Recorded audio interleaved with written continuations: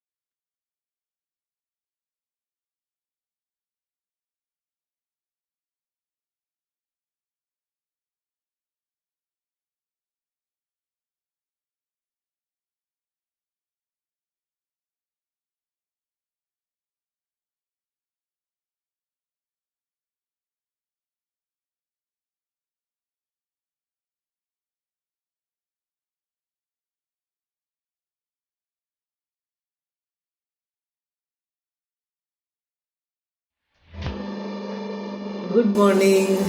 এখন সকালবেলা বাপুটারিতে বসে আছি, বসে তোমাদের সাথে গল্প করি। কার সাথে বেরিয়েছিলাম তোমরা দেখলে সবাই, আমি আর মা খুব ঘোরা। তারপরে এখন বসে সকালবেলা আমাদের গুড মর্নিং হয়েছে, ওদিকে পাম্প চলছে, পরে বোন আসবে, বাবু আসবে, সবাই আসবে। আমরা সবাই কি কি করছি না করছি সবই তোমাদের সারা দিনের আপডেট দেখা। তো বসে চা খাচ্ছি, তোমরা দেখলে। হ্যাঁ যাই, আশা করছি এখন চা নিশ্চয়ই খাচ্ছ না, কারণ যখন আমি পাবলিশ করবো তখন চা খাওয়ার টাইম নয়। অমৃত। চলো এরপরে আবার আসছি, এসে আমার কথা বলছি।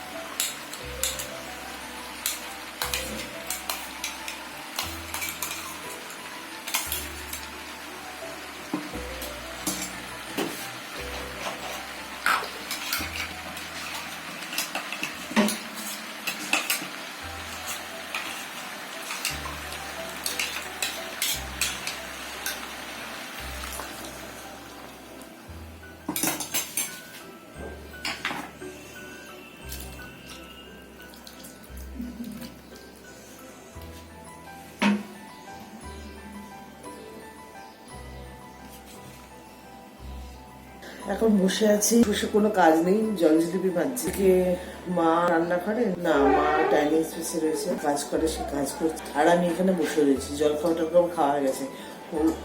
জল খাবারে কি খেলে দেখানো হয়নি তোমাদেরকে। পাস্তা খেয়েছি জল খাবারে, পাস্তা আর চা। তারপরে ওষুধ যথারীতি আমার যেরকম নিয়ম থাকে ওষুধ খাওয়ার, সেরকম ওষুধ খেয়েছি। বসে বসে ভাবলাম একটু তোমাদের সাথে কথা। তোমরা কি করছো, কেমন আছো বলো। আশা করছি তোমরা সবাই খুব ভালো আছো। কেউ একজন কমেন্ট করেছিল যে তাদেরকে বোধহয় আমাকে আর আমার মাকে বেহালাতে দেখেছে, বাজারের কাছে হাতে দেখেছে। হ্যাঁ, ঠিকই দেখেছো। আমরা গেছিলাম, কিন্তু তুমি কে, কেন কথা বলনি, কথা বলতে আসতে পারতে। তোমার কমেন্ট খুব একটা পাই না, তাই আমি নামটা মনে রাখতে পারিনি। তো দেখেছিলেই যখন, তখন কথা অবশ্যই বলতে আসতে পারতে। বলতে পারো না, মেবি যখন তানিশকে ঢুকেছিলাম তখন দেখেছিলে না, কে জানে কি জানে। তুমি কথা বললে না আমি জানি না। যখনই তোমাদেরকে বলা দিলে, যখনই দেখবে রাস্তায় যে আমাকে, মামাকে, কাউকে যখন দেখবে, তখন অবশ্যই কথা বলবে, অসুবিধে নেই।